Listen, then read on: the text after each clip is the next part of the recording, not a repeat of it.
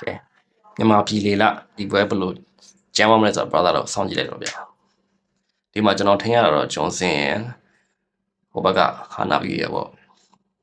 ဟာနာဘီနဲ့လေလာဆိုအားလီဂိမ်းမှာတော့လေလာတော့မတားဘူးပေါ့ဗျာဒီမှာကျွန်တော်အချင်းနဲ့ချီပြီးတော့တို့ဒီတိုင်းပဲကျွန်တော်ရောကမရှိတော့တစ်ဖက်လိုက်နေပဲကျွန်တော်ဆောက်ရတော့ပေါ့ဒီမှာကျွန်တော်ကိုခရစ်လေးကိုရအောင်စားတယ်ဒီမှာဟာနာဘီရလာလို့ကျွန်တော်ဒီမှာချက်မှားသွားတာကျွန်တော်ဟာနာဘီကိုအားလီဂိမ်းမှာမနိုင်ဘူးပြသေးတာကျွန်တော်အဲ့ဒါမှားပြီးတော့သွားသူ့ကိုသွားပြီးပြစ်လိုက်တာကျွန်တော်ရှောင်းသွားကျွန်တော်နှိမ့်သွားတာပေါ့ဗျာဟိုဘက်ကကာဖာလေးကကျွန်တော်အလှလေးဖြတ်ပြီးသွားနှာခေါင်းရှော့သွားဒီမှာဆိုလို့ရှင်းထပ်ပြီးလာပြန်ပြီဒါဆိုလို့ရှင်းကျွန်တော်ဒီမှာဒီက၄កောင်းဖြစ်သွားပြီဗျာတော်လေးပူသွားပြီဒါမှအားမလျှော့ပါဘူးဒီမှာကျွန်တော်လော့ကိုရအောင်ယူဖို့ကြိုးစားမရလိုက်ဘူးအဝေးရပဲထိုင်ပြတော့ကျွန်တော်ဖာကိုကျွန်တော်ပြစ်တယ်ဖာပြတ်သွားတယ်ထွေးစလာပါကျွန်တော်ရအောင်အမှပြစ်တယ်ကျွန်တော်ဘက်ကချိုင်ကလေးပါလာတော့ကျွန်တော်ရပါတယ်ပေါ့ထွေးစလာပါနှာခေါင်းပြတ်တက်လိုက်ရတော့မစိုးဘူးပေါ့ဗျာဒီမှာကျွန်တော်နှာခေါင်းညှက်ပြီးတက်ပြီအဲ့တော့ကျွန်တော်ပြေးလို့မရတော့ဘူးပေါ့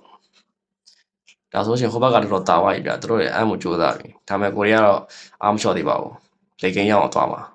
ကျွန်တော်တစ်ဖက်မှာဒီမှာကျွန်တော် F ကိုကျွန်တော်ကေးလိုက်ပြီမလေကင်းရောက်တော့မှကြည့်ဘယ်နှချက်ဖြစ်တယ်ဆိုတော့ဟာနာပြီရှိနေတော့ဟာနာပြီမခံနိုင်ဘူးလေလာအဓိကလေကင်းတစ်ပေါက်ပဲဗျာလေကင်းရောက်ရင်တော်မနိုင်တော့ဒီမှာဆို F ကျွန်တော်မှာလှလိုက်ထပ်ပြပါဗျာဟိုဘက် F တွေကောင်းလာဗျာဒါမှလည်းကိုရီးယားဆွဲမလျှော့ပဲလေကင်းဒီပဲရအောင်စောက်အောင်ပေါ့နော်ဒီမှာဆိုရှင်ကျွန်တော်ဟာနာပြီးရောခရစ်စလာကိုနှစ်ကောင်လုံးကျွန်တော်ရအောင်ကေးပါပေါ့ဝင်ချက်လေးဖွင့်ပြီးတော့ဟာနာပြီးခရစ်စလာကိုရင်ကေးပြီးလို့ရှိရင်ကျွန်တော်ဟာနာပြီးပဲကေးပြလိုက်တယ်ပေါ့ဒီမှာဆိုလို့ရှိရင်ခိုးဘက်9ကောင်လုံးရှော့ပါပြီဆိုတော့ဒီပွဲကတော့ easy thing ကျွန်တော်အန်လို့ရပြီပေါ့ဗျာကျွန်တော်မှသွေးပြန်ဖြည့်ပြီးတော့အောက်လမ်းမှာတစ်ခါတန်းပြီးတော့ကျွန်တော်တက်ပြီးအန်မယ်ပေါ့ဗျာတဲ့ဟိုဘက်ကပြတ်ထမှာဆိုလို့ရှိရင်ဖာပဲရှိတော့ပါဗျာအဲ့တော့တို့တွေ defend လို့မရတော့